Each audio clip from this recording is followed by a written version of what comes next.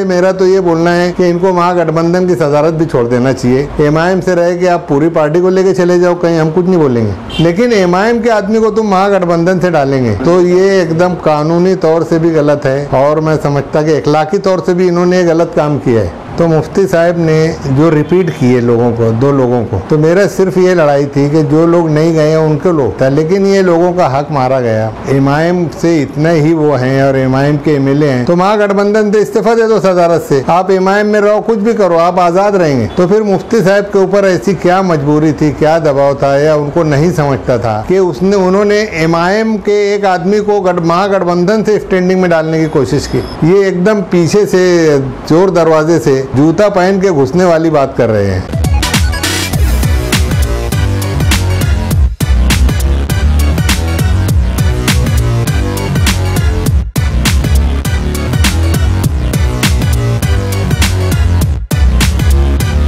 देखिए सच सच्चाई के साथ। न्यूज़पेपर में मेरा जो बयान है वो स्टैंडिंग कमेटी के ताल्लुक से है। स्टैंडिंग कमेटी में हर पार्टी जो है अपने मेंबरान को मौका देती है कि वो स्टैंडिंग के मेंबर बने, और हम लोग भी यही चाहते थे, और मैं कभी नहीं चाहता था कि मैं स्टैंडिंग में जाऊं, किसी कमेटी में जाऊं, कोई ओहदा मिले, क्योंकि मैं बहुत ओहदे देख चुका हूं और अभी मैं खुद इंडस्ट्रियल का चेयरमैन भी हूं। मुझको कोई ओहदे की ज़रूरत नहीं थी और मैं कभी ऐसा चाहता भी नहीं कि कहीं जाके ही कुछ अपना नाम बने।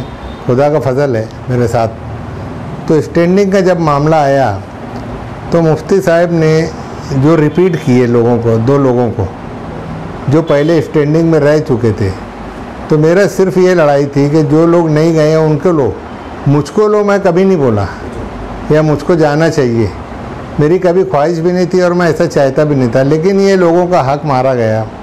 अब ये तो हुआ, 2 लोग को रिपीट किए, लेकिन एक गठबंधन है, शिवसेना है, बीजेपी है, कांग्रेस है, एमआईएम है, पार्टी के मेंबरान के तादाद के ऊपर जो भी रेशो बैठता है कि एक पार्टी से इतने लोग, एक पार्टी से उतने लोग, तो हमारे महागठबंधन से 5 लोगों को स्टैंडिंग में जाना चाहिए था। बाकी शिवसेना, कांग्रेस, वो लोग ने जो भी उनका रेशो बैठता था उस हिसाब से सबको मौका दिया उन्होंने। जो लोग नहीं गए थे उनको स्टैंडिंग में लिया। अब हमारे यहाँ से 4 लोगों का नाम दिया गया महागठबंधन से, ठीक है, लेकिन ये एमआईएम का जो मामला है, एमआईएम के कोटे से सिर्फ एक ही आदमी जा सकता है, और वो डॉक्टर खालिद एमआईएम के कोटे से स्टैंडिंग में जा चुके थे। तो फिर मुफ्ती साहब के ऊपर ऐसी क्या मजबूरी थी, क्या दबाव था, या उनको नहीं समझता था कि उन्होंने एमआईएम के एक आदमी को महागठबंधन से स्टैंडिंग में डालने की कोशिश की है? आप अगर एमआईएम से इतने ही वो हैं और एमआईएम के एमएलए हैं, तो महागठबंधन से इस्तीफा दे दो सदारत से, आप एमआईएम में रहो, कुछ भी करो, आप आज़ाद रहेंगे। लेकिन महागठबंधन वाले आज भी अगर आपको मान रहे हैं, आपको इज्जत दे रहे हैं, जबकि कायदे से ये भी शायद मेरी ऐसी मालूमात है कि ये रह भी नहीं सकते, क्योंकि ये एनसीपी के सदर थे, और एनसीपी का जनता दल से जब गठबंधन हुआ, महागठबंधन वजूद में आया, तो ये उसके सदर थे, ठीक है, और रहना चाहिए क्योंकि वो एनसीपी के सदर थे, और महागठबंधन में एनसीपी की तादाद ज़्यादा है। लेकिन जब इन्होंने यहाँ से इस्तीफ़ा दिया एनसीपी से और एमआईएम में शामिल हुए, एमआईएम से चुन कर आए, एमआईएम के एमएलए हुए, तो उनको तो यहाँ रहने का हक भी नहीं है, सही देखा जाए तो। उनको जब एनसीपी से इस्तीफ़ा दिए थे तो महागठबंधन की सदारत से भी इस्तीफ़ा देना चाहिए था, लेकिन सब लोगों ने बोला जाने दो, उनकी इज्जत करते हैं, सब कुछ है, मान देते हैं, उनको सदर मानते थे या उनकी मान के चलते थे गठबंधन में रहते हुए, जबकि वो एमएलए हो चुके थे।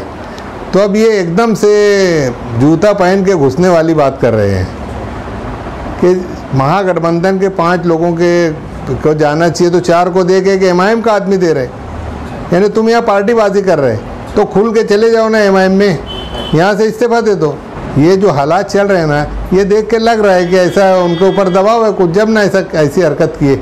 या मुफ्ती साहब को इतना नहीं समझता कि जब कायदे से, और आज तक कहीं किसी कारपोरेशन में किसी जगह ऐसा नहीं हुआ है, म्यूनसिपलिटी में बोलो कहीं भी, कि एक पार्टी वाला कोई दूसरी पार्टी वाले का नाम देवे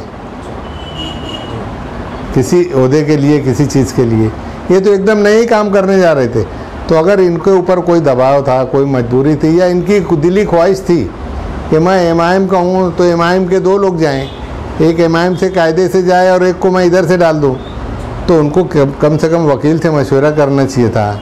या वकील से नहीं तो आपको जिन लोगों के साथ रहते हैं, जो लोग आपको सपोर्ट करते हैं, आज भी सपोर्ट कर रहे हैं महागठबंधन वाले, जबकि ये महागठबंधन के नहीं है, ये आज खुल के एक एमआईएम, एक पार्टी के एमएलए हैं, आज इनको इतना मान दे रहे, इज्जत दे रहे, तो इसका मतलब थोड़ी कि ये मनमानी करें। इनको कम से कम महागठबंधन वालों को जमा करना चाहिए था, वहाँ राय लेना चाहिए था।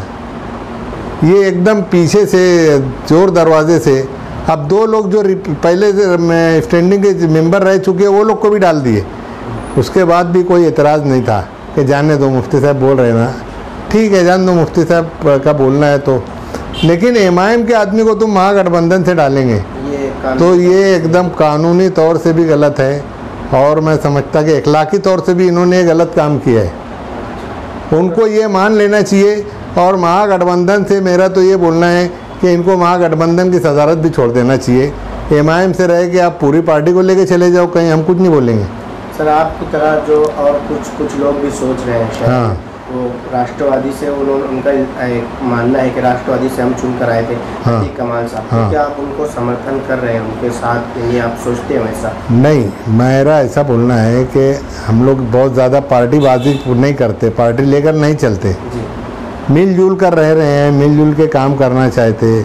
अब एमएलए हैं, पहले हमारे साथ थे, आज किसी और पार्टी से गए हैं तो क्या हुआ, आज एमएलए हैं तो कहीं ना कहीं से गांव का कुछ भला हो जाए, काम हो जाए।